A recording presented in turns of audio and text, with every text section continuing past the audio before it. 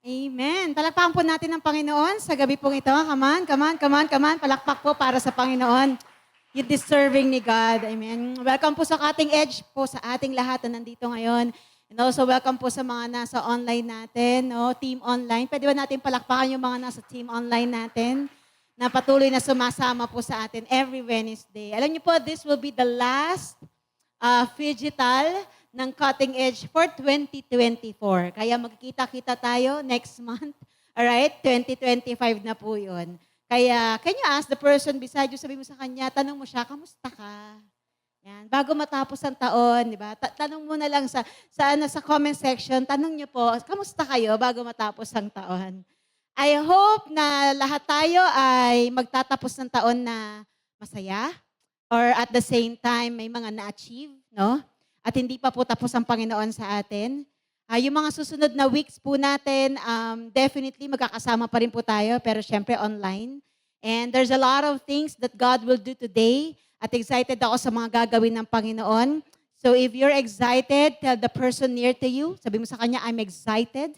I'm ready for this. Para po sa mga nasa online, you can type, I'm excited. Yan.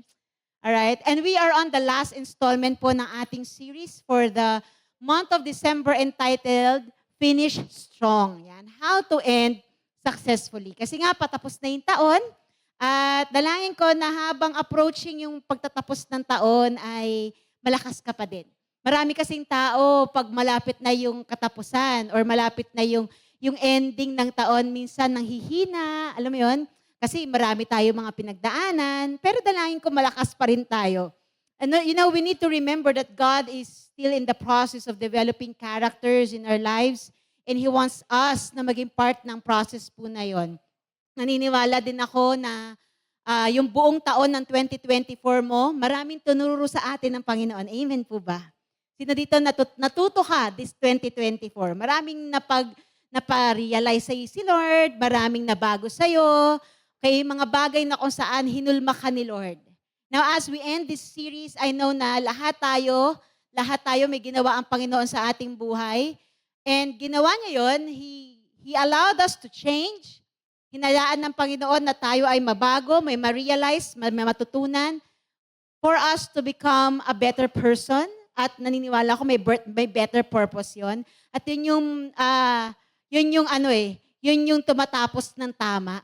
Yung mga taong alam nila yung pinagdaanan nila for a better reason.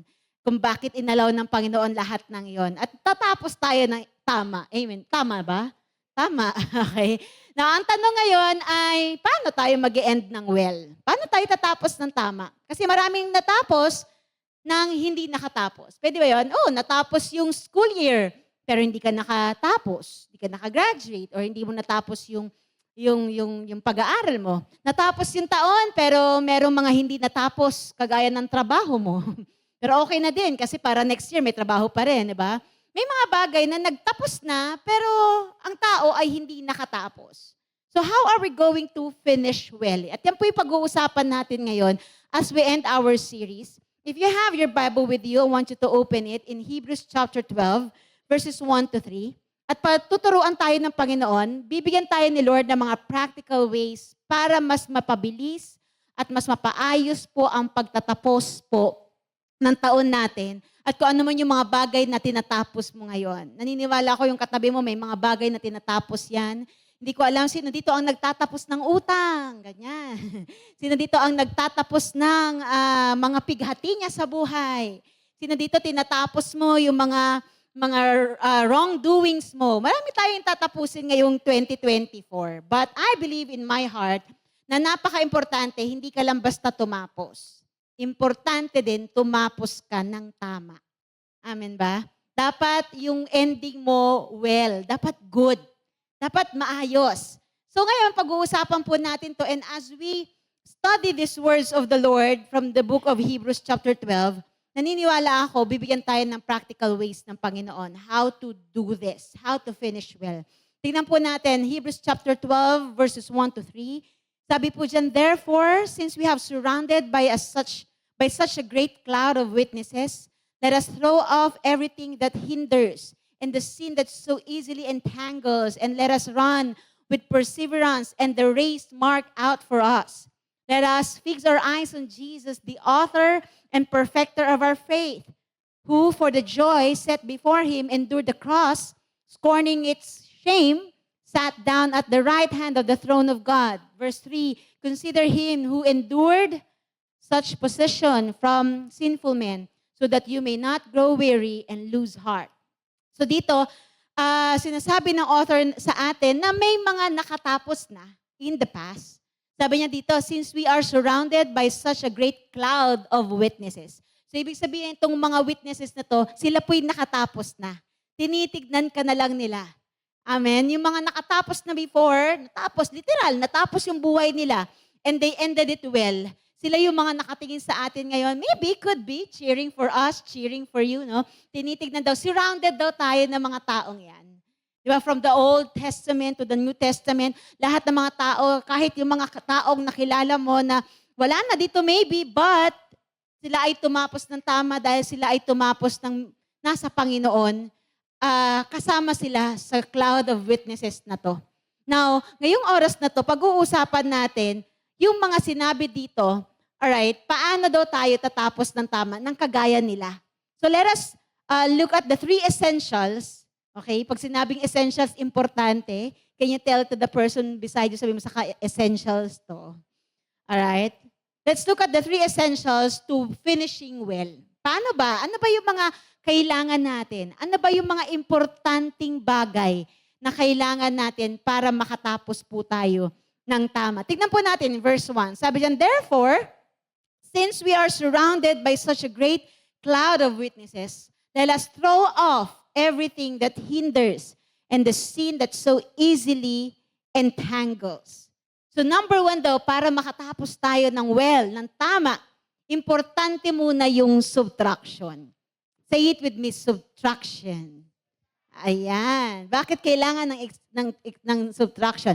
Explain ko muna. Sabi po dito, the cloud here, yung pong since we are surrounded with a great cloud of witnesses, the cloud here is the entire group of those who walk by faith pagdating ng chapter 11. Kasi kung mapapansin niyo po, chapter 11, pinag-usapan doon tungkol sa pananampalataya. Diba? Hebrews 11:1, faith is being sure of what we hope for and certain of what we do not see. And then pagkatapos doon ay inilista yung mga tao na kung saan they walk by faith hanggang dulo ng kanilang buhay. So these people, they face Red Sea, walls of Jericho, they conquered Canaan, ano pa, shut the mouths of lions, yan, kung mga naaalala mo yan, quenched the fire of a furnace, and marami pang mga challenges silang kinaharap. At sinabi dito, yung witnesses daw na to, these are not witnessing our lives, but we witness their lives. Tayo yung naging witness ng kanilang buhay. Kapag binabasa mo si David, binabasa mo si Moises, pag binabasa mo si Hannah, si Mary, ikaw ay nagiging witness sa buhay nila. But this time, maaari na kung matapos man ang buhay natin sa mundong ito, tayo naman yung babasahin. Of course, di tayo malalagay sa Bible, pero mapag-uusapan tayo. Ngayon nga buhay ka, ngayon kang alive ka pa nga, napag-uusapan ka na eh. Paano pa kaya pag deads na tayo, di ba? Pero dalangin ko na habang pinag-uusapan tayo ay may magandang naibabanggit sa atin. No? And these witnesses are not spectators, but earlier contestants sila sa tinatawag nating walk of faith. Kasi naniniwala tayo na as a Christians, hindi lang po tayo nabubuhay sa mundong ito. Amen ba? We should live by faith. Mamuhay tayo na may pananampalataya. And these people, they overcame obstacles by faith. By faith, they persisted by faith in the face of great challenges. Hindi mo pwedeng sabihin na si David, wala siyang kinaharap. Hindi mo pwedeng sabihin na si Mary, wala siyang kinaharap. Or si Joshua, wala siyang kinaharap. Marami po silang kinaharap. And I think nabasa na natin yan ng marami sa Bible. Pero sinabi dito sa atin, pagdating ng verse 1, sabi niya, let us throw off everything that hinders, the sin that so easily entangles. So importante daw, kagaya nila, importante pala ang pagsusubtract para makatapos tayo ng tama. importante muna ang subtraction. Siguro lately, isa to sa madalas naming binabanggit sa mga minimentoran or sa mga nakakausap namin. Na alam namin medyo bumabagal, alam mo yon? Medyo hindi maganda yung takbuhin, whether finances niya yan or sa career niya yan. Marami kasing pagkakataon na as we go along to the journey, ang dami mong binibit-bit. Sabi ko nga siguro, isa sa mga tao na may pinakamaraming bit-bit ay mga young professionals. O, tignan mo yung katabi mo. Bit-bit niya ang sarili niya, bit-bit niya ang responsibilidad sa office, bit-bit niya ang responsibilidad sa kanyang pamilya, di ba? Bit-bit niya ang responsibilidad, minsan pati ng kaibigan niya. Alam mo yun? Ang dami natin, as we go along, di ba? Ang dami nating nabibit-bit. But dito, may sinasabi ang author sa atin. At sinasabi si Apostle po sa atin, subtraction daw. Sabi niya po, let us throw off everything that hinders. The sin that is so easily entangled. Dalawang bagay yung itatapon natin. Dalawang bagay na kailangan mo i-subtract ngayon. Sabi niya, let us throw off everything that hinders. So itapon mo daw or i-subtract mo daw. Ibig sabihin, ibawas mo. Bawasan mo, una, yung unnecessary weight. Meron ba sa paligid mo ngayon or sa buhay mo ngayon, binibit-bit mo, mabigat, pero hindi mo naman kailangang bitbitin. At hindi ka naman kailangang mabigatan. Minsan kasi masyado tayong mabait. Sabi po sa Amplified Version, therefore, since we are surrounded by so great cloud of witnesses, who by faith have testified to the truth of God's absolute faithfulness, stripping of every unnecessary weight. Yung word na weight po dito sa Greek, ito po ay ogkos. It means bulk, weight, burden, impediment. So it is important na ma-distinguish natin yung bigat at yung sinasabing kasalanan. Mamaya pag-uusapan natin yung kasalanan. Pero pag sinabi mong weight, it is something superfluous. Ibig sabihin, nag-i-exit ka kung sa bagay na dapat sufficient ka lang. Last week po ay nag-celebrate kami ni Bishop ng aming ika-12th year anniversary.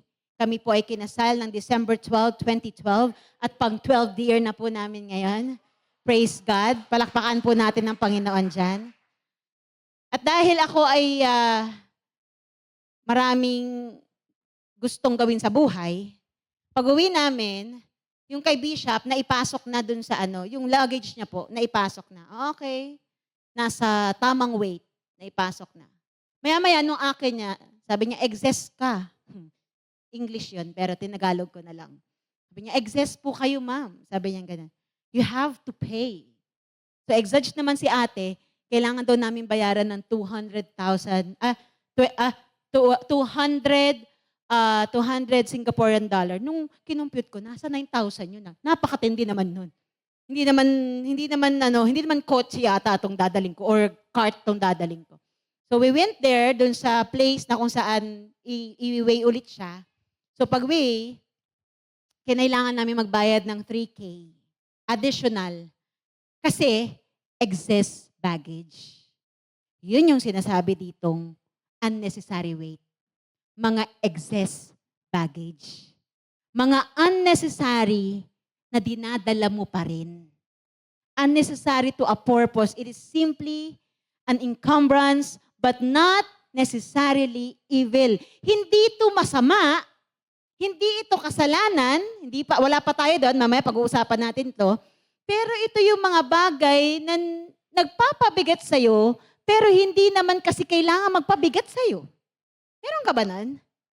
You know, the word weight is emphatic. This is anything that hinders a runner's progress. Kung mapapansin mo, kung kayo po ay mag-try na mag-run dito kahit sa UP na lang, mapapansin mo, madalas, ang sinusuot ng mga tumatakbo, yung pinakamagaan. Kasi mas madaling tumakbo ng pinakamagaan na rubber shoes, pinakamagaan na damit, pinakamagaan.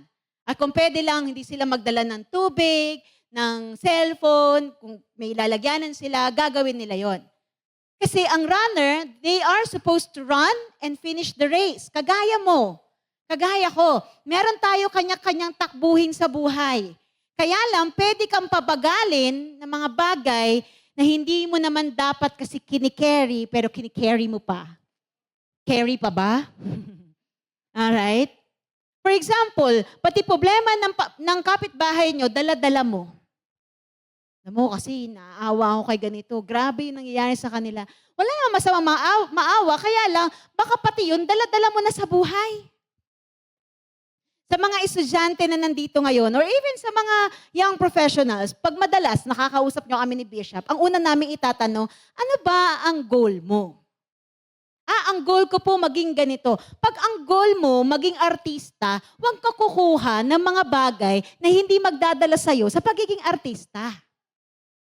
Kung ang goal mo ay maging successful na accountant, huwag kang kukuha ng mga bagay. Accountant pala ang gusto mo, bakit nandyan ka sa guidance and counseling? Accountant pala ang gusto mo, bakit fashion show yung tinitira mo? Naiintindihan niyo po ako? Minsan kasi, mga young professionals, ang dami mong gustong gawin. Gusto mo maging successful sa career and that's okay. Gusto mo maging successful sa business. Okay naman pareho yun Kaya lang kailangan mo kasi ng focus. Lagyan mo ng focus. Ano ba talaga yung goal mo sa buhay? Ano ba talaga yung gusto mo marating? Anong profession talaga yung gusto mo? Alamin mo maigi. Nung nag-aaral ako ng college, ito yung isang bagay na kinlear ko sa akin. Kasi nga dati gusto ko maging dermatologist. Kaya lang sabi ni Lord, hindi, wag yan. Hindi ka na magagamit dyan sa bagay na yan. Paibaya mo na yun kay Belo. So sabi ko, Lord, ano na lang? Pinakuha ako ni Lord ng psychology. Yung pala, gagamitin pala ako ng Lord sa maraming tao. So nung focus na ako sa pag-take ko ng psych, ang pangarap ko magkaroon ako ng clinic. Tapos gagawa ako magka-counsel ako ng mga tao na kailangan ng alam mo yun, ng counseling, ganyan. Yun yung pangarap ko. Pero as we go along, syempre, hindi naman agad-agad mararating mo yun. Padadaanin ko ng Lord, pero yung mga dadaanan mo dapat in line sa kagustuhan niya at sa kagustuhan mo. Siguro kaya ako nilagay ni Lord sa recruitment para mas magaling ako sa tao. Magaling kumilatis. Wala namang magic, wala namang power. Pero minsan talaga, kahit sa recruitment or kahit dito sa church natin, pag yung unang bungad ng tao sa akin, meron na agad lahat naman tayo may ganyan yung may initial kang parang akala mo ipagkaunawa sa kanya. And most of the time, hindi pa naman nasablay. Kaya sinasabi ko na lang, Lord, pag ako mali, correct mo na lang ako. Ayun pala, gagamitin ka pala ng Lord. So ano ngayon yung mga kailangan mong isubtract? Ano yung mga bagay na dinadala mo pa hanggang ngayon na kailangan mo nang i-delete? Again, it is anything and maybe even something good in itself, mukha namang okay, pero it keeps us from winning our spiritual life. Hindi ito masama, pero bagay na pwedeng magpabagal pa rin sa'yo. Harmless and innocent things may keep us from the walk of faith. Kaya sabi sa The Voice version, so since we stand surrounded by all those who have gone before, an enormous cloud of witnesses, let us drop every extra weight, every sin that clings to us and that slackens our pace, and let us run with endurance the long race set before us. Kung gusto mong may marating at gusto mong may matapos, matuto kang magtapyas ng mga bagay na hindi mo na dapat dinadala. Ano yung mga bagay na hindi mo na dapat dinadala? Para makatapos ka, alisin mo mga pabigat. Ingat sa mga aalisin pabigat. Baka alisin mo yung pamilya mo, yari ka. Ang bigat-bigat ang pamilya ko. No. Baka kailangan mo lang ayusin yung responsibility. For example, ito totoo to. Kahit siguro baka nanonood yung mga kapatid ko, di ko alam. O yung nanay ko, madalas nanonood. Si mama kasi meron siyang maintenance. Okay. Siyempre may edad na, diabetic pa. So dati, wala kaming ganitong klase ng hatian pagdating sa kaperahan. But eventually, yung kuya ko, nag-stand as kuya, sabi niya, kailangan natin maghati-hati sa every month na kailangan ni mama. And alam niyo po, nakatulong yun. Una, nabawasan yung burden ng panganay naming kapatid. Pangalawa, dahil anak pa rin naman ako eh. Kahit may asawa na ako, anak pa rin naman ako. At kahit papano, kailangan mo pa rin tumulong. Hindi naman kailangan lahat. Pero kailangan mo pa rin tumulong eh. So yung hatian, dati 2,000 per month. Oh, malaki na yun.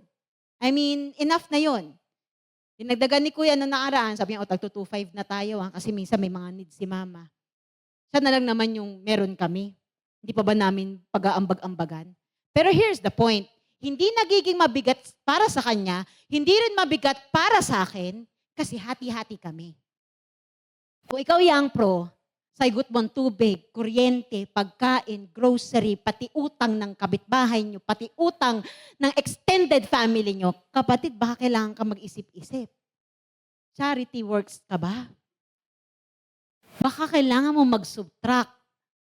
Alam mo, iniiyak na mga young pro ngayon, wala pong natitira sa amin. Walang natitira sa'yo kasi hindi ka marunong magbawas ng gastos. So sabi mo sa katabi mo, magbabawas tayo ng gastos. Ha? Yung plano natin mamaya, wag na muna natin yan galaw. Joke lang. Baka kasi sobra-sobra naman. Wag naman sobra.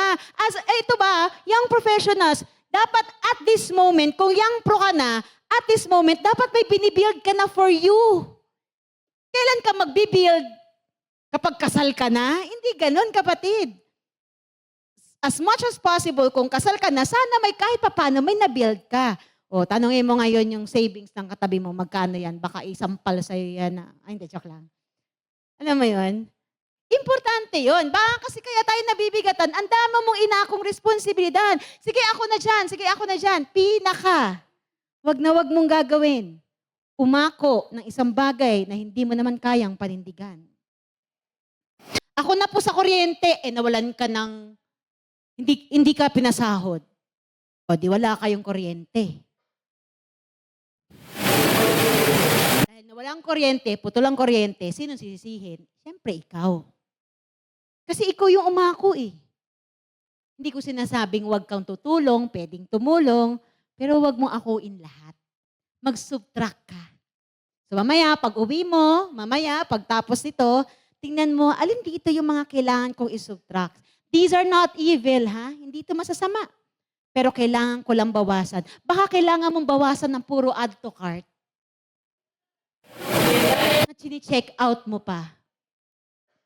Okay lang yung puro add to cart, puro nasa cart lang eh. Pero yung chineck out mo pa, baka bago mo bilhin, baka kailangan mo munang i-check, kailangan ko ba to? Kasi baka meron ka na nun.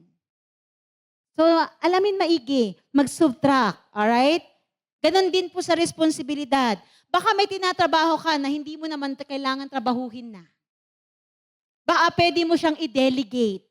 Yan daw ang problema ng mga young pro eh. They don't know how to delegate. I think lahat naman ng mga pioneering or lahat ng mga nagsisimulang leader, isa yan sa fear. Kahit ako, naranasan ko yan. Huwag ko na nga lang i-delegate, ako na lang gagawa. Kasi pag sinabi ko pa, hindi di maano, tapos ang dami ko pa explanation. Hindi, kapatid. Ang magaling na leader, magaling mag-delegate. Alamin mo kung kanino pwedeng ibigay ito. Kaya alam niyo po, dito sa young professionals, inaalam namin, anong trabaho mo? O kaya anong gustong-gusto mong gawin? Doon ka namin ipapasok na ministry. By the way, marami pa po tayong ministry sa Young Pro. Just approach us po if you want to be part of the ministers po ng cutting edge. Kailangan lang mag-subtract. Alam mo, minsan, ang unang sinusubtract ng tao, si Lord. Bibigatan na ako, di ako magde-devotion muna, Lord. Nabibigatan na ako, di mo na ako magsisimba, Lord. Mali, kapatid. Mali ang sinubtract mo.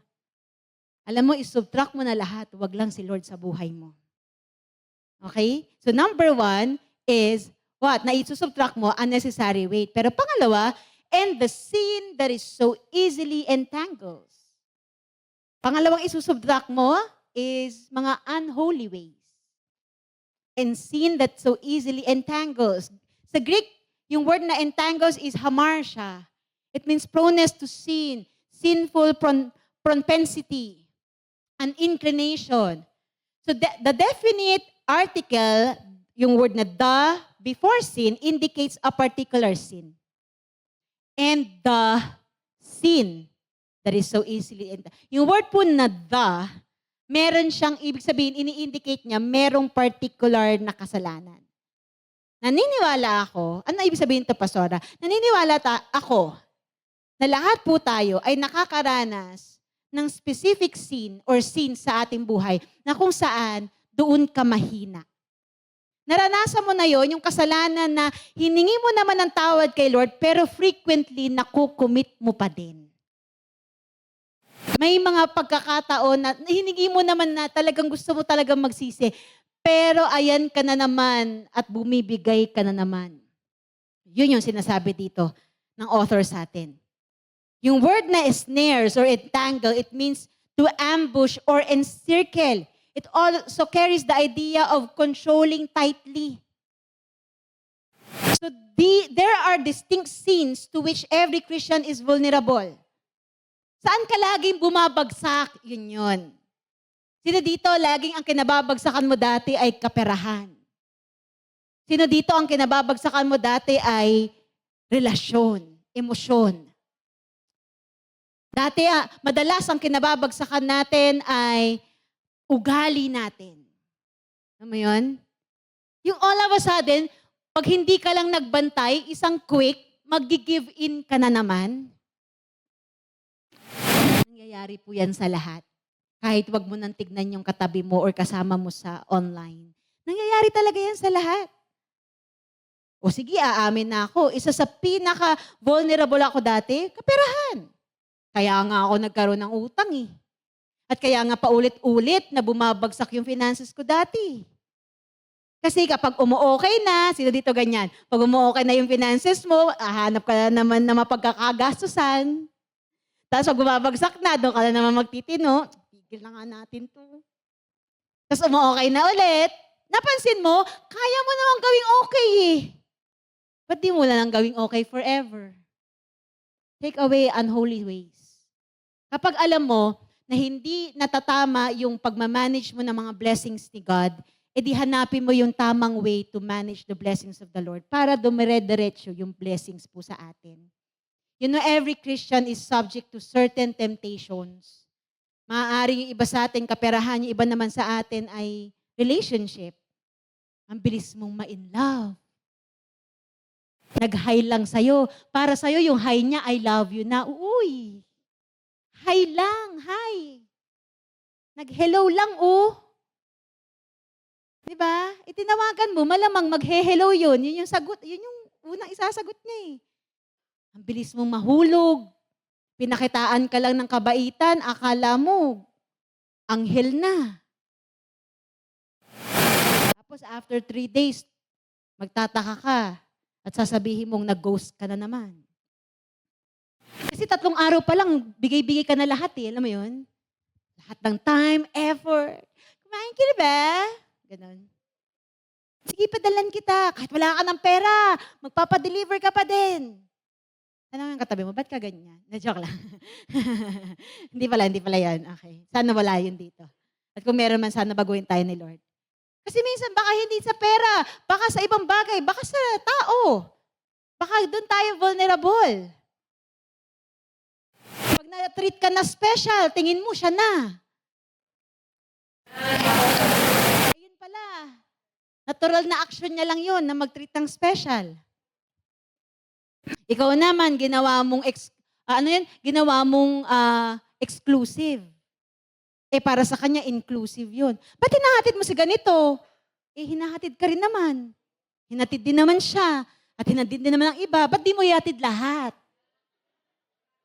Kuha ka ng bus para kasya kami. Uy. Wala akong alam. Bahala kayo dyan. Tag nyo kung gusto nyo. Uy, hindi, joke lang. Di ba? Binigyan ka lang ng konting oras. Lord, siya na talaga. Kasi Lord, grabe, sapul na sapul niya yung love language ko. Quality time ako eh. After 2 days, di na nag-message sa'yo. Broken-hearted ka. Tapos nag-message ka, ang reply na sa'yo, who you? So, ang sakit. Kapatid, hindi ko naman sinasabing wag mong i-consider. Pero please naman, ayusin mo munang makipagkaibigan. Wag lahat ng tao makikita mo at makikilala mong single, potential. Wag lahat i-consider. Set mo muna maigi. Amen ba? Kasi baka mamaya dyan ka na naman bumagsak. O ano pa, mga unholy ways. Baka minsan, hindi ka nga bumagsak sa pera, hindi ka bumagsak sa tao, bumagsak ka naman sa panoorin. Baka mamaya, meron ka pang mga kinikip dyan na mga movies na hindi naman kailangan panoorin or mga songs na hindi mo naman kailangan pinakikinggan na. Sabi ni Lord, para daw maka-finish well ka, subtract mo yung mga unholy ways. Listen to this. What you live out is just as important as what you keep. Diba tayo, keep tayo ng, ay, importante to, i-keep ko to. Kung para sa'yo, yung mga bagay na kinikip mo ay importante, ganun din dapat i-treat mo yung mga bagay na aalisin mo. Kasi hindi naman na sila importante. At mas importante yung mga bagay na meron ka. Don't expect a solution if you don't know how to use subtraction. Kasi you can only find solution in subtraction. Amen ba? So bakit ka nagtatap, for example, sa bahay po natin, sa buhay natin, sa tahanan natin, ba't ka nagtatapon ng basura? Kasi madumi. Kasi mabaho. Bakit ka nag-declutter? Kasi luma na silang gamit. Kasi maybe sirang bagay na. Ibig sabihin, kapatid, ang pagtatapon ay nakakaganda. Nakakapagpaaliwalas ng bahay, pero nakakapagpaaliwalas din ng buhay. Start subtracting something in your life. No one reason people resist change is because they focus on what they have to give up instead of what they are going to gain. Kaya maraming tao, ayaw nila ng change, ayaw nila ng subtraction. Alam mo kung bakit? Mas madalas, nakafocus sila dun sa i-give up nila kaysa sa i-gain nila. The moment na bitawan mo yan, the moment na mas maraming mararating o mapapasayo.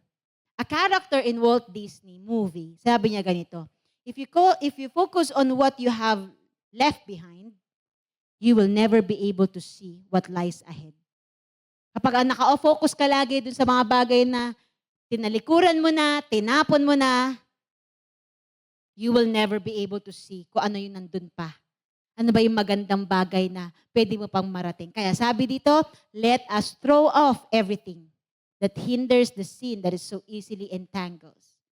Yung word na throw off po dito, sa Greek ito po ay euperistatos. It means easily or constantly distracted. A competitor thwarting. Ano yung mga bagay na alam mo, dinidistract ka lang para makasunod ka ng maayos kay Lord? Yun daw yung kailangan mong i-throw off. Siyempre, para maging mas maayos, magpa-guide ka. Ask your mentor, kasi baka mamaya yung akala mong yun na ito-throw off mo, hindi pala yun. Kaya maganda may mentor eh. Kasi siya yung makakakita ng big picture. Kapatid, ito ay mga kalaban. Yung mga itatapon mo na yan, yung unholy ways and unnecessary weight, hindi sila kakampi. Kaya wag kang manghinayang na tanggalin po sila. Amen po. Simple lang. Walang madadagdag kung hindi ka magbabawas. Kaya dapat marunong ka magbawas. Amen po. Una is subtraction. Pero pangalawa, sinabi diyan, let us run with perseverance the race marked out for us. Let us run with perseverance the race marked out for us. Number 2, para maka-finish well tayo, una is what? Subtraction. Pangalawa, stickability. Sino dito gusto yan? Gusto mo nag-stick sa'yo. Pag sinabi mo stickability, it is a person's ability to persevere with something. It means staying power. Sa Greek po, yung let us run with perseverance is hopomonai. It means it is a characteristic of a man who is not swerved from his deliberate purpose at may loyalty sa kanyang pananampalataya. So pagdating sa pagkakaroon or pagdating sa stickability, ito daw yung kakayahan ng isang tao na maging loyal sa kanyang pananampalataya.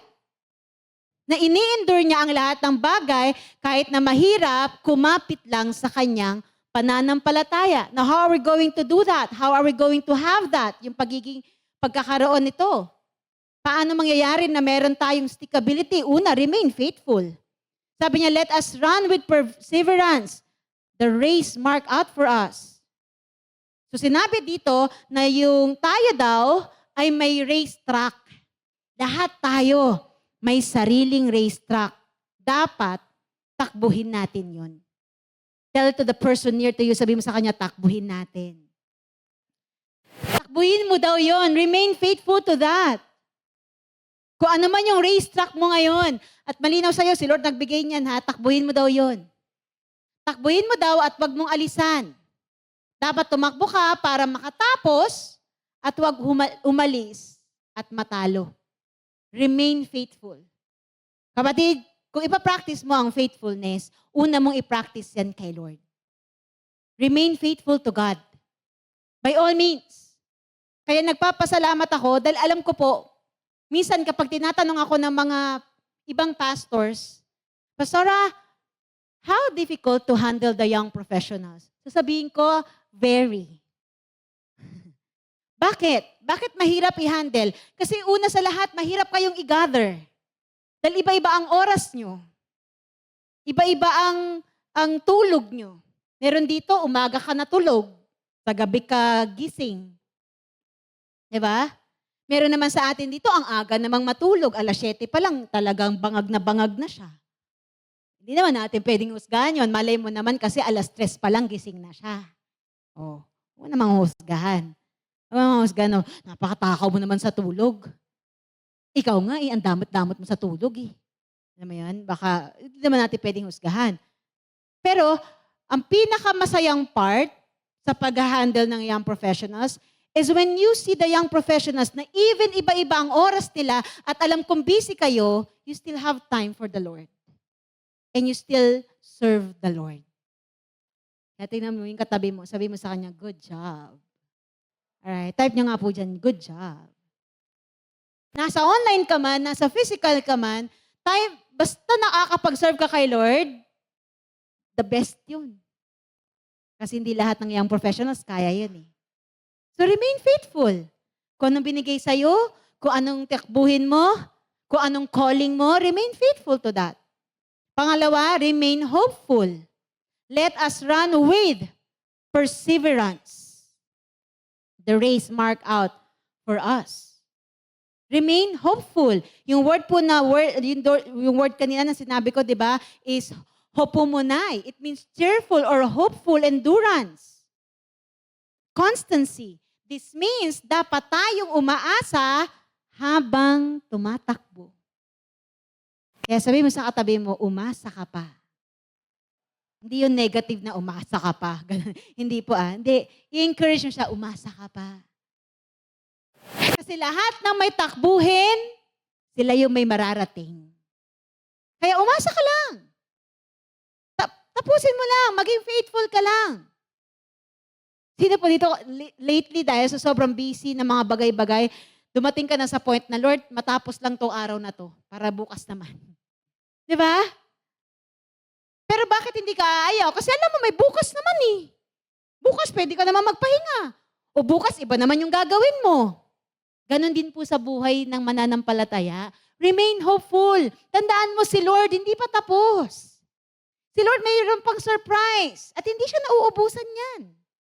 Si Lord meron pang lakas. Si Lord meron pang power. At hindi siya mauubusan yan. So remain hopeful. Huwag mo ang tutudukan yung bagay na hindi pa naman tinatapos ni Lord sa'yo. Kung pinagpipray mo yung bagay na yan, and you're serving the Lord, at sinasabi mo, Lord, parang wala kang tugon lately, o wala palang tugon sa Lord, ba't tatapusin mo? Tapusin mo pag sinabi ni Lord, no. Pero pag hindi sinabi ni Lord na no, baka may gusto lang makita sa'yo si Lord. Baka gusto ni Lord makita yung ganda pa ng ugali mo. Ano Ano kaya kung i-delay ko tong answer ng anak ko? Ganyan, mga ganun, di ba? Ano kaya kung hindi agad ibigay ni Lord? Anong magiging laman ng puso mo? Anong lalabas sa puso mo? Charles Spurgeon said, by perseverance, the snail reached the ark. Galing na na. Alam naman natin yan, di ba? Story of Noah and the ark. Inutusan siya ni Lord, pag-pair mo yung mga hayop, kada pair, yun ang ipapasok mo. So according to them, may snail. Alam naman natin ang snail, suso, mabagal maglakad yan. Okay? Mabagal pa yan kaysa sa kaibigan mong laging naghahang. Right? Mabagal talaga siya maglakad. Pero, according to this, no, yung ano na to, yung quote na to, kahit na mabagal siya, dahil nag-persevere siya, nakapunta pa rin siya sa ark. Minsan kasi, pag hindi agad nangyayari, sa kung paano mo plinano, umaayaw ka na agad. At dapat tandaan mo to, may plano ka, pero may plano din si Lord. Dapat i-anchor mo yung plano mo sa plano ni Lord. At kung hindi man pangyari sa calendar mo, tandaan mo, perfect ang calendar ni Lord. He will make it happen. Gawin ng Panginoon yan. And the reason why people give up is because they focus on how far they have to go. Layo naman. Wag na lang. Instead on how far they have to come. Kaya nga sinabi sa Galatians chapter 6 verse 9, let us not become weary in doing good, for at the proper time we shall reap a harvest if we do not give up. Oh. Sabi sa Galatians chapter 6 verse 9, aani ka daw ng harvest kung hindi ka magi-give up. Kaya sabi mo sa katabi mo ulit, sabihin mo sa kanya, remain hopeful. God is not yet done with you. Maaaring patapos na ang taon, pero kapatid, ilan pa? 2 weeks pa? Tama ba? O 1 week na lang? Or half of 2 weeks na? Ganyan? I don't know. Isang linggo at kalahati na lang. Pero kapatid, hindi pa naman tapos si Lord eh. Or 2 weeks pa nga ata. Hindi pa naman tapos ang Panginoon eh. Huwag mo nang tudukan. Lord, dapat hindi ito umabot ng 2025. Baka mas maganda kung umabot ng 2025, sabi ni God. Bahala na si Lord. Ang importante doon, nag-remain ka. Importante noon, kahit hindi na ibigay sa'yo, kahit hindi na pangyari, Lord, mangyari to o hindi, mabigay mo to o hindi, magre-remain ako. Magre-remain ako, God. Importante yung stickability. Isang bagay na mahirap ngayon sa maraming tao, maging faithful, maging loyal. Alam mo, bakit hindi mo gayahin yung favorite mong dog?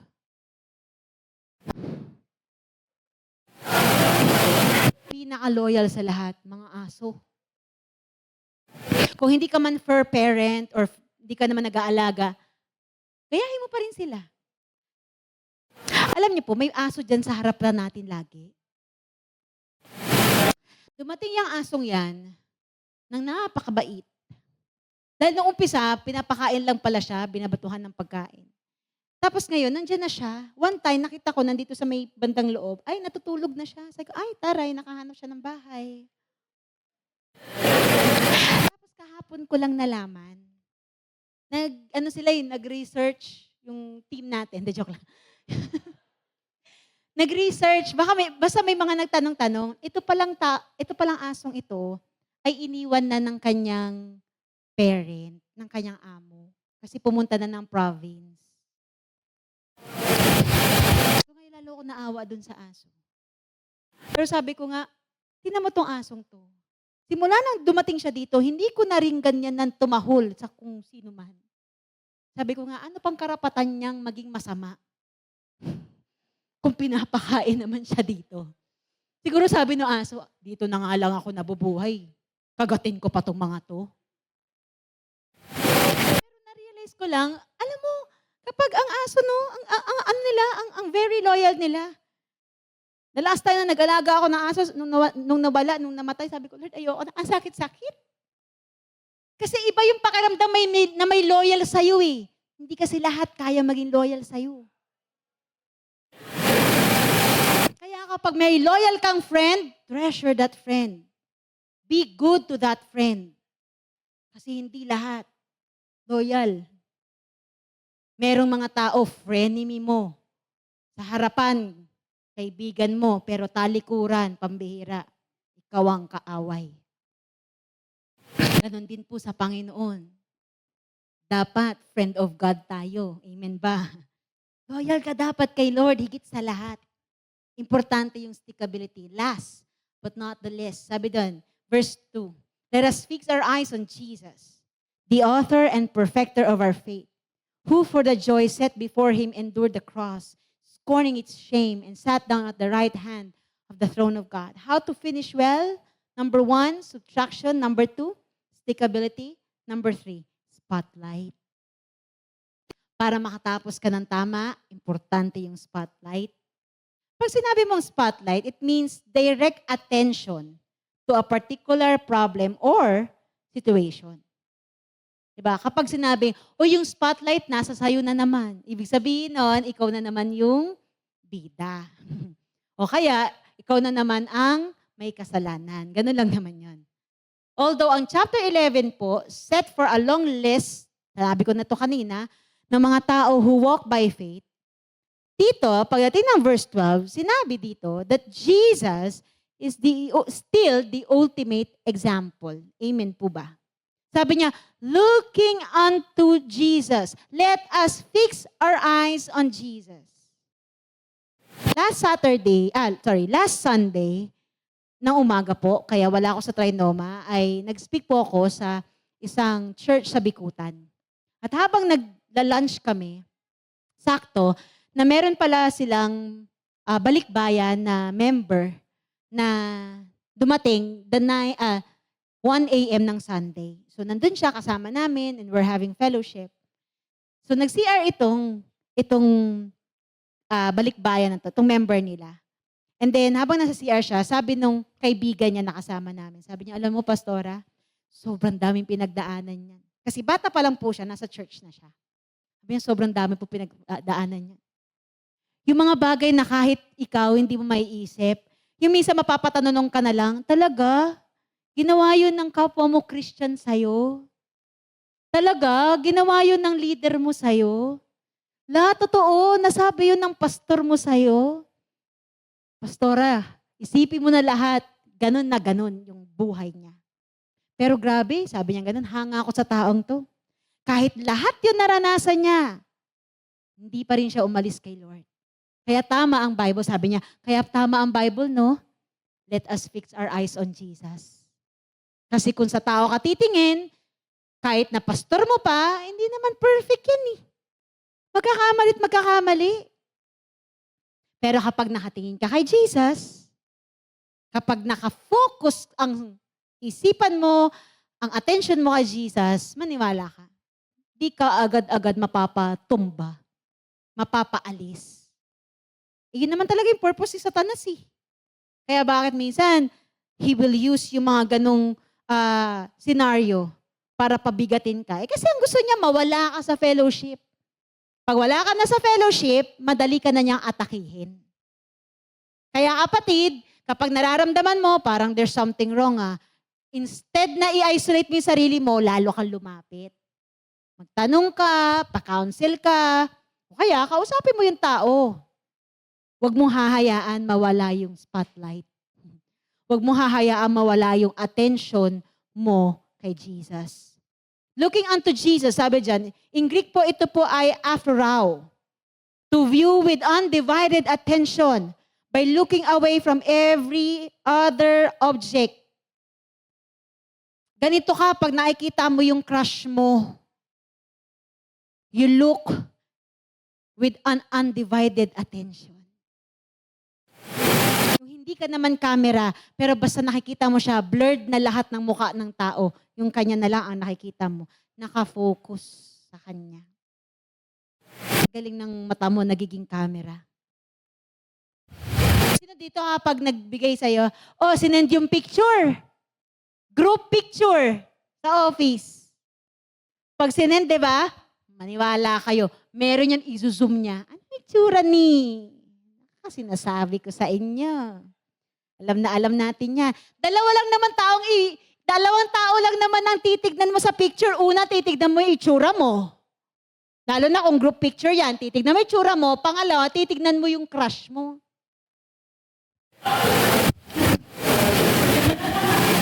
Kung ganyan kalaki yung tablet mo, no? Kung ganito kalaki. Zoom mo na ganun. Yun ang ibig sabihin ng Greek na afro raw. Ibig sabihin nun, undivided attention. Listen to this. Kung nagagawa mo sa crush mo, kung nagagawa mo sa sarili mo, dapat mas higit nagagawa mo kay Lord. Pagdating kay Lord, dapat undivided yung attention mo. Pag nagsalita si Lord, makinig ka. Pag may instruction si Lord, makinig ka. Pag may inuutos si Lord, makinig ka. Kapag may kilos si Lord, ramdamin mo maigi. Huwag kang malikot. Alam mo yun? Huwag kang magaslaw. So the idea of looking is to both look away and look something. Kapag na-focus mo kasi sa isang bagay, yung ibang bagay parang malayo, malabo. That's the idea. Now, paano mangyayari to? Una, dapat may undivided attention. Ayan nga, to view with an undivided attention. It means to regard fixedly and earnestly. Single focus. Church, importante to para tumapos ka. Kailangan single focus. I-focus mo yung mata mo dun sa goal. Focus mo yung mata mo kay Jesus. Kasi bakit? Bakit kay Jesus? Kasi si Jesus ang goal. Mapunta ko nasan si Jesus, yun yung goal. Hindi lang yumaman dito, hindi lang maging successful dito. Ang goal, si Jesus. Kaya kahit yumayaman ka, nagiging successful ka, nag-glorify si Jesus kasi ang goal mo, si Jesus. Sa Kanya ka nakatingin, Lord, yung business ko, gusto ko ikaw maluwalhati dito. Lord, itong kaperahan ko, Lord, gusto ko ikaw maluwalhati dito. Lord, yung career ko, malinaw sa akin, nung nag-a-apply ako, sabi ko, Lord, kung yung magiging trabaho ko, may pasok ako ng Sabado at Linggo, kasi po nung time na yun, hawak ko po yung youth natin ng Sabado. Sabi ko, hindi ko po tatanggapin. Ending, dalawa na lang sila, magpipili ako. Yung isa, pwede na ako mag-start. Yung isa, for final interview ng Vice President ng Human Resources. Ang una lang naman tinanong ko dun sa HR, do you have work every Saturday and Sunday? Since ang kinikater nila ay mga empleyado ng mall, sabi niya, Saturday, yes. Sometimes Sunday, meron din. Alam ko na kung anong i-give up ko. Alam ko na kung anong tatapyasin ko. Bakit? Nakafocus ako kay God eh. Nakafocus ako, Lord, hindi po pwede kukunin yung time ko sa'yo. Binigyan na nga ako ni Lord ng 5 days para magtrabaho eh. 2 days na nga lang bibigay ko for the ministry eh. Alam mo yun? And then I found out, nung matagal-tagal na ako sa office, I found out, pwede pala. Every day, focus ko pa rin si Jesus. Hindi ko kailangan alisin. Kasi nasa office ako, aalisin ko si Jesus sa focus. Hindi. Make your work your ministry. Gawin mo yung trabaho mo, yung ministry mo kay Lord. You know, when Peter actually walked on water on a brief time, no? Nung panahon na nakalakad siya, maikling oras lang yun. He was actually okay. Yeah, very satisfying. Sabi nga ni Jazz. Si Jazz pag nag-open ako, woo, very satisfying. Very satisfying, makalakad ka sa tubig. Kagaya ni Jesus. Na as he kept his focus on Jesus.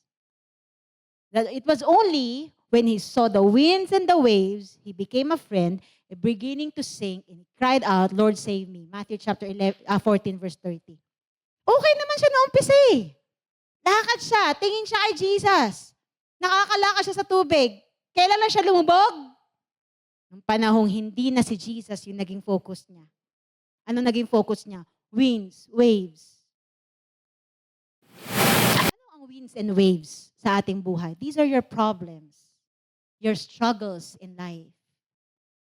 Yung mga bagay na nakikita mo pwedeng magpalubog sa'yo. These are your winds and waves. Pag hindi ka nakatingin kay Jesus, ang tingin mo sa waves ng buhay, ang laki ng alon. lalamunin ka. Pero pag nakatingin ka kay Jesus, ang tingin mo sa alon, baby lang. Alam mo yung baby waves? Yung hanggang sa shore lang, hindi aabot sa'yo. Kaya importante, undivided attention. Focus kay Jesus. Pangalawa is unchangeable attention. Kasi yung word dito na fix your eyes, to view with undivided attention by looking away from every object or every other object to regard fixedly and earnestly. So ibig sabihin, may unchangeable attention. This is focused concentration on something. It includes anything that might distract us from our goal. Church, tandaan natin, Jesus is the supreme model ng endurance. He is the goal, sabi ko nga kanina eh. Jesus is the goal. The one on whom we are fixed our eyes. Kaya ang mga athlete na nanalo sila, kasi nakatingin sila dun sa goal. Kahit na napapagod na sila, nakatingin pa rin sila sa goal. Kaya simula ngayon, matutunan mong mag-focus. Di ba may abbreviation ngayong focus eh. Follow one course until successful. Focus. And when life gets blurry, pag lumalabo, anong gagawin mo? Parang camera lang. Adjust mo yung focus. Baka kaya ang labo, hindi ka na kasi nakafocus. Tandaan natin, bakit kailangan ito? Kasi dalawang bagay. Una, Jesus is the author. Sabi niya, let us fix our eyes on Jesus, the author of our faith. Si Jesus ang author. Ibig sabihin, captain, pioneer. Author suggests that Jesus pioneered. Siya ang nagpasimula how Christians should exercise yung pananampalataya na meron ka. So dahil siya ang pioneer, focus on Him. Pangalawa, Jesus is the perfecter. Jesus, let us fix our eyes on Jesus, the author and perfecter of our faith. Perfecter, ibig sabihin ito, completer. Church, pag kinukulang na ang faith mo, si Jesus ang magkukumpleto niyan. So balik mo yung focus mo kay Jesus. Kapag humihina yung faith mo, si Jesus ang may kaya magpalakas niyan. So focus on Jesus. Kapag nawawala na yung faith mo, si Jesus ang kayang magpanumbalik niyan. So focus on Jesus. Si Jesus din ang umaayos ng nasisirang faith. So never take your eyes off to Jesus. Yung two terms, author and finisher, both gives the capacity to live by faith and completes it. Yun naman pinaka-importante sa atin. Hindi importante, hindi yung makatapos ka lang, kailangan na kumpleto mo. Kailangan maayos na pagtatapos. Finish well nga, di ba? So there is one absolute condition of victory. Ano yun? Look to Jesus. Ano ba man ang pagdadaanan mo bago matapos ang taong ito? Look to Jesus. Pag nabibigatan, nahihirapan, look to Jesus. Pag walang pera, anong gagawin? Look to Jesus. Tingin ka lang kay Lord. Magugulat ka. Magpo-provide si Lord. Pag nagugutom na at wala pang pangkain, anong gagawin? Look to Jesus. Kahit naghahanap ka na ng mapapangasawa, importante, look kay Jesus. Kasi si Jesus magbibigay. Amen? Pag pinagalitan ng boss, anong gagawin? Look kay Jesus. Pag tumingin ka sa boss mo, kahit Christian ka, baka mamura mo eh. Kaya tingin ka kay Jesus. Kasi pag nakatingin ka kay Jesus, alam mo si Jesus nakatingin sa'yo, hindi ka makakapagbura. Anak, wag mong ibibitaw yan. Nababasa ko yung puso mo, na. Burahin mo yan. Hindi ako matutuwa. Kasi nakatingin ka kay Jesus eh. Pag bad trip ka sa pamilya mo, hindi ko alam kung anong reason. Basta bad trip ka. Ang gagawin mo, look kay Jesus. Sipin mo na lang, baka yung iba doon, hindi ba naman kilala si Lord? Kaya siguro ganun yung pag-uugali. Di ikaw, kilala mo na si Lord. Tingin ka kay Jesus. Amen ba? Ano man ang sitwasyon na meron ka ngayon, tingin ka kay Jesus. maniwala ka, iba kapag ang attention mo na kay Jesus. Hindi ka maliligaw, hindi ka mamamali. Na how to finish well? Una, subtraction. Pangalawa, stickability. Pangatlo, spotlight. As I end, sabi dito sa verse 3, consider him who endured such oppositions from sinful men, so that you may not grow weary and lose heart. So that you may not lose weary and lose heart. Listen to this. Yung grow weary and lose heart, common na nararanasan yan ng mga taong may takbuhin. Pastora, napapagod ako. That's common. Tumatakbo kay. Meron ka bang nakita, tumatakbo, hindi napagod? Common. Lose heart. Ang dami mong pinagdaanan. Ang dami mong disappointments. Common ba that you might lose heart? Yes. It's common. Frustrated ka na eh. But sinabi dyan, consider Him. Sino yung Him? Si Jesus. Consider Him na kung saan nag-endure daw lahat ng opposition ng sinful men so that you will not grow weary and lose your heart. Consider mo daw lagi si Jesus. There was an athlete, there was a mountaineer, rather. Very famous tong mountaineer na to. Because this mountaineer is one of, he's the first person who ever reached yung pinaka-top ng world's highest mountain. At yun ay Mount Everest. His name is Edmund Hillary. Inakyat niya 29,035 foot na Mount Everest noong May 29, 1953. And dahil doon, nagawaran siya, na-awardan siya. At isa sa mga sinabi niya nung siya ay nai-interview na, sabi niya, bakit ng mga panahon bumababa na yung iba? Kasi dami daw mararanasan kapag umaakit ka ng Mount Everest. Yung iba, aside sa pagod mo, bilang mountaineer, yung iba daw pag malamig na, kakaranas ng frostbites, mga ganun.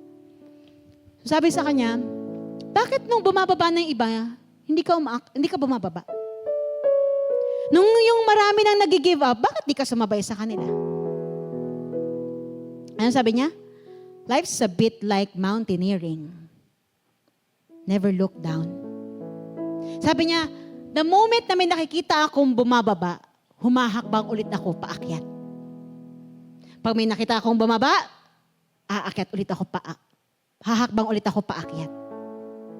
Ganon din po ang buhay. Parang mountaineer. Never look down. Kapag ang goal mo sa taas, huwag ka nang tingin ng tingin sa baba. Hindi yun ang goal mo.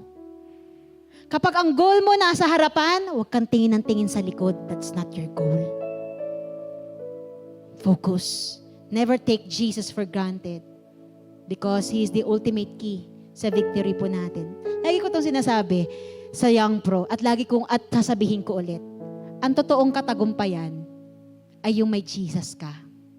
Dahil hindi ka magtatagumpay kung wala kang Jesus. Kahit anong gawin mo, kahit anong galing mo, pag walang Jesus sa buhay mo, di ka pa rin magtatagumpay. Pastor, ba't yung iba? Wala naman silang Jesus, but they have a lot of money. They have a lot of, possession. Kapatid, kung yun ang definition mo ng victory, money, possession, tanungin mo maraming bilyonaryo na gusto pa rin magpakamatay. Bilyonaryo na. Pero gusto pa rin magpakamatay. Bakit? Kasi nalaman nila that money, fame, possessions, hindi yan ang ibig sabihin ng victory. Ang victory is when you have Jesus in your life. Kaya sabi niya, I have come that they may have life and have it to the full. Kapag may Jesus ka, may fullness yung life. Fulfilled yung buhay. Alam mo, masarap tumapos, hindi ka kulang. Masarap yung tumapos kang fulfilled ka. Lord, natapos ko. At hindi lang ako nakatapos, Lord, napagtagumpayan ko. I want everybody to stand right now in the presence of God. At kung nasaan man po kayo sa online, if you can find a place wherein alam mo na God can speak to you. And as we close our eyes tonight, naniniwala ako na ang presence ng Panginoon ay nandito sa lugar na ito. Marami dito kinausap ka ng Panginoon sa maraming bagay ngayong gabi. He's concerned about you. He loves you so much na hindi niya gugustuhin na matatapos ang taong ito hanggang ganyan ka pa rin. Tonight, as we approach the throne of God, as we pray to the Lord, importante muna meron siya sa buhay natin. It is very important. Bigay muna natin yung buhay natin sa Panginoon. Mahihirapan ka sa race. Pwede ka madapa. Pero pag may Jesus ka, hindi ka aayaw. Kasi malinaw sa'yo, ano yung goal? Church, the goal is Jesus. Siya yung goal. So anyone in this room right now, this is your heart's desire, or maybe mga nasa online po,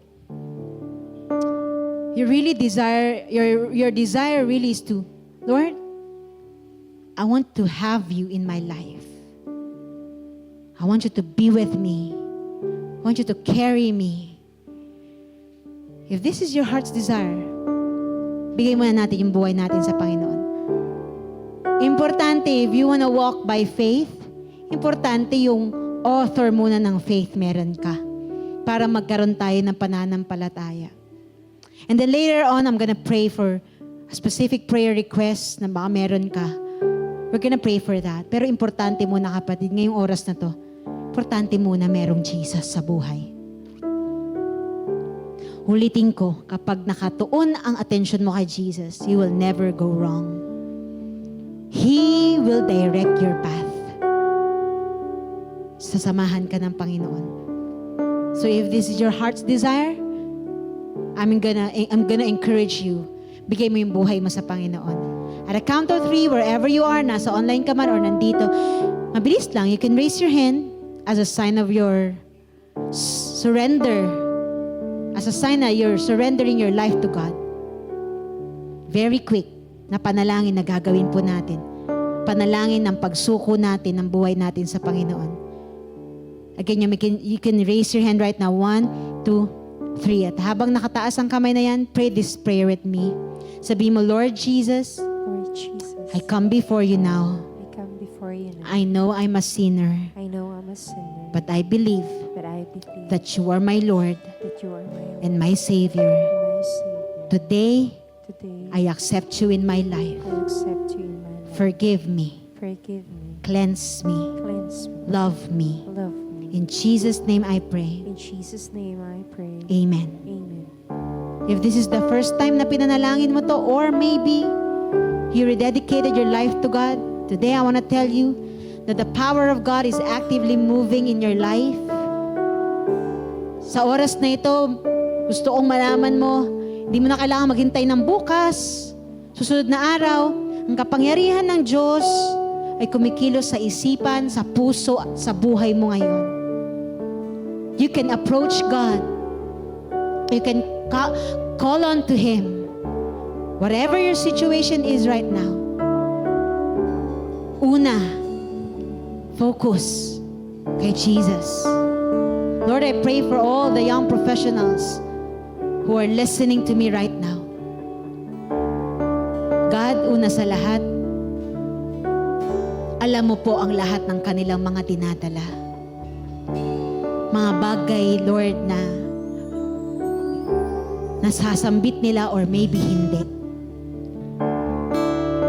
But God, today I pray, pakita mo sa kanila ano yung kailangang isubtract, ano yung kailangang alisin, ano yung kailangang bawasan, ano yung kailangang isuko.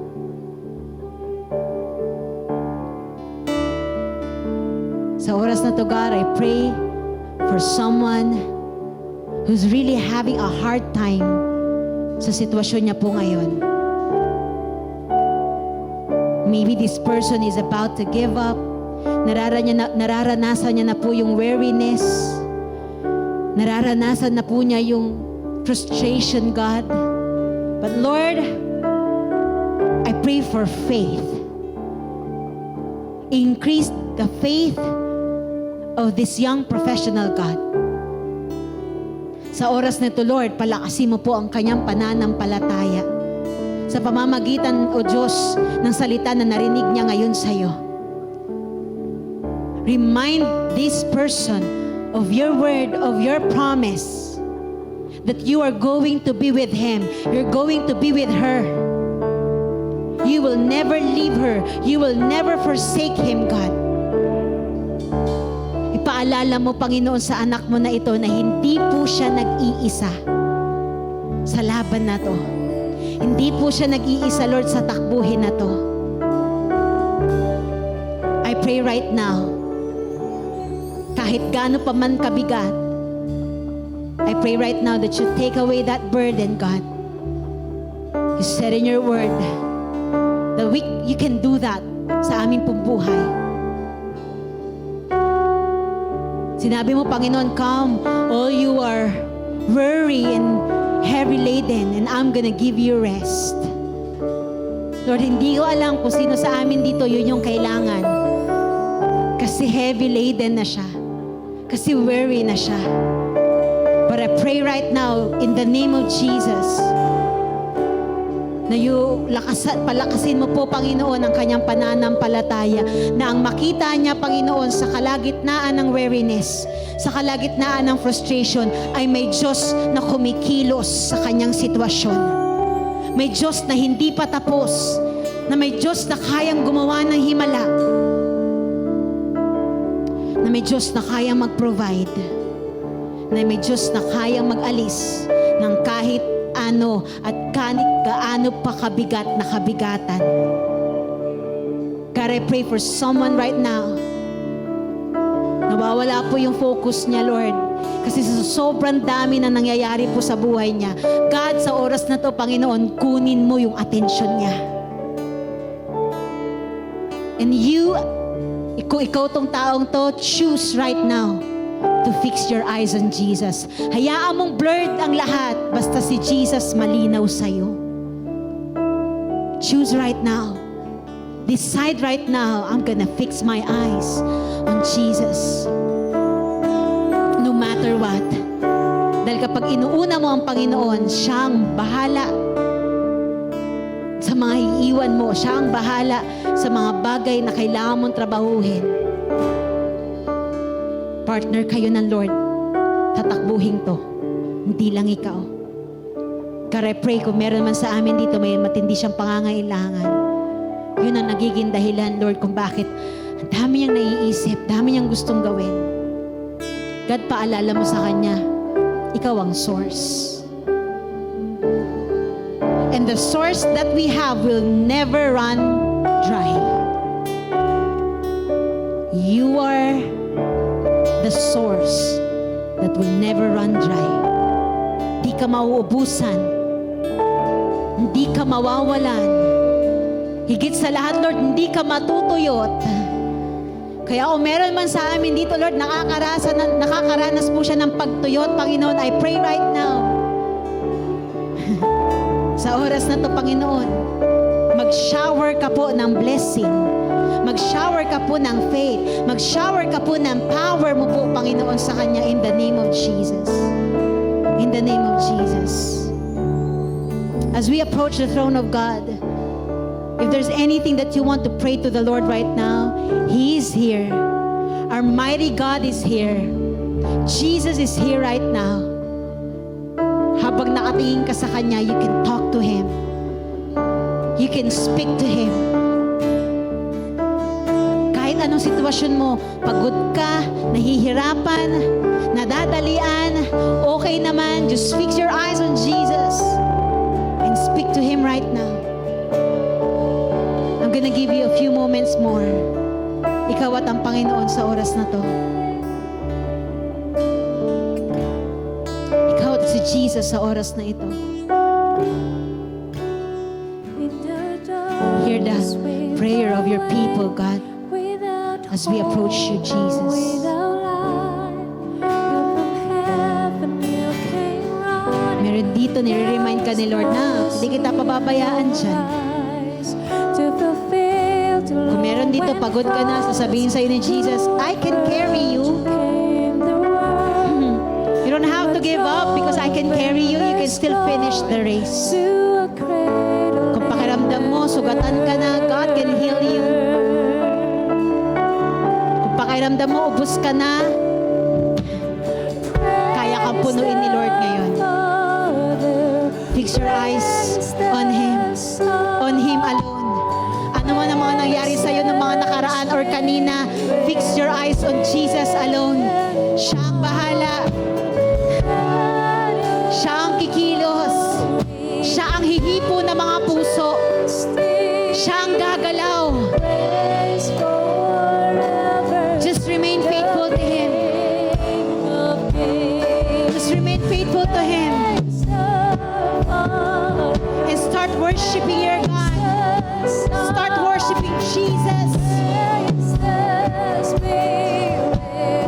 Lord, as we run this race, we will fix our eyes on you. We will continue to worship you.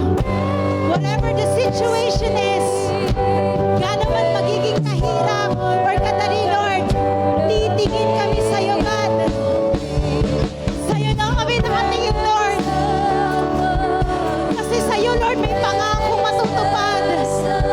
Sa iyo, Lord, may paghihirap na matutugunan. Lord, sa iyo may kagalingan ang lahat na nasusugatan at may karamdaman. God, sa iyo may himala sa mga tao papunta na sa endpoint, God, ng buhay nila. Lord, sa iyo may daan sa mga nakakaranas ng dead end, Lord. Kaya titingin kami sa iyo, Lord.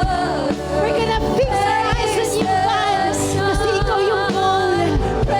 Kung nasaan ka, yun yung goal, God. We're gonna praise you, Jesus. We're gonna praise you, Lord.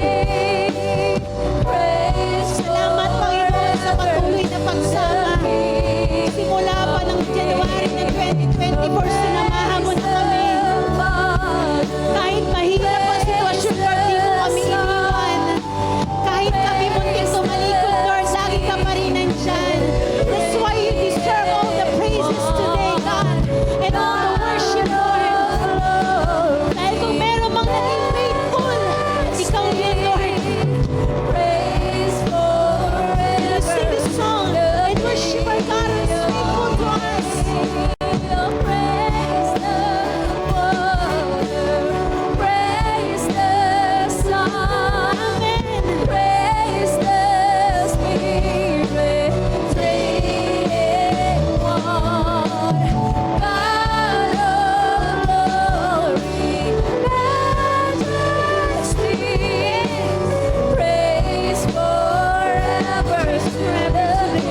For the last time, sing to God.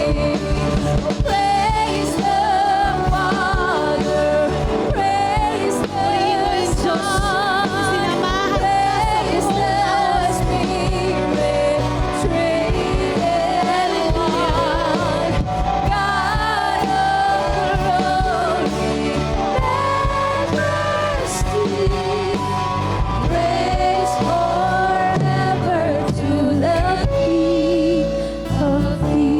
Panginoon, marami pong salamat.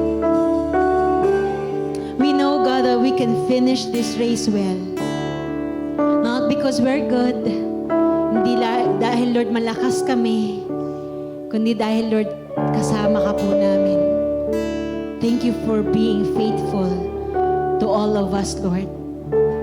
Sobra yung katapatan mo, Panginoon, sa amin.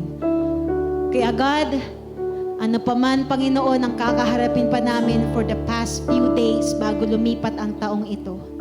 Ang dalangin ko po, Panginoon, patuloy mo kaming samahan. At kahit po lumipat na po ang taon, if you're still gonna allow it, kung hindi ka pa po, Panginoon, darating, Lord, ang dalangin lang namin, salamahan mo pa rin po kami, Panginoon. Kasi, Panginoon, wala nang ibang masarap pa na journey, kundi yung journey po, Panginoon, na kasama ka po namin. Lord, we thank you, Father. I know these young professionals will be able to finish the race well because they have you, Jesus. At at the end of the day, Lord, we will glorify you, God. At the end of the day, and at the end of this year, Lord, we will testify your goodness, Lord. Sa iyo ang lahat ng kapurihan, Lord. Sa iyo po ang lahat ng pagdakila. To you, Father, alone. This is our prayer. In Jesus' name, amen and amen. Come on, a big clap offering to Jesus. Come on. Palakpak na pinagtagumpay ng Panginoon.